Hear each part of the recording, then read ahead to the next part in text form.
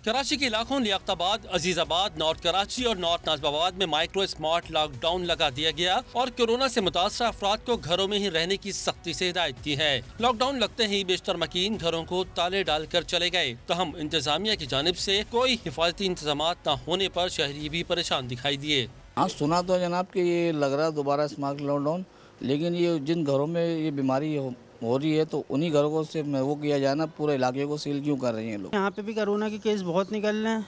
ये हमारे लिए बहुत फ़ायदेमंद है। स्मार्ट लॉकडाउन होना चाहिए बिल्कुल। ये जो हुकूमत ने माइक्रो स्मार्ट लॉकडाउन लगाया अच्छी बात है, लेकिन जिस घरों में केसेस हो रहे हैं उन घरों को सील किया जाए, इलाकों को सील ना किया जाए, क्योंकि अगर वो अपने घरों में महफूज रहेंगे तो इलाका महफूज रहेगा। कोरोना SOPs की खिलाफ वर्जी पर इंतजामिया ने जिला जनूबी में वाक़ 4 स्कूल बंद और 12 को वार्निंग जारी कर दी। कारोबारी सरगर्मियों के दौरान SOPs की खिलाफ वर्जी पर 3 दुकानें भी सील की गयी। जिला गरबी की एक दुकान पर 50,000 रुपए का जुर्माना भी किया गया। कोरंगी में मजीद 3 शादी हॉल सील कर दिए गए। शहर भर में गुज़िश्ता 24 घंटे के दौरान मजीद 57 रेस्टोरेंट्स को बंद करा दिया गया।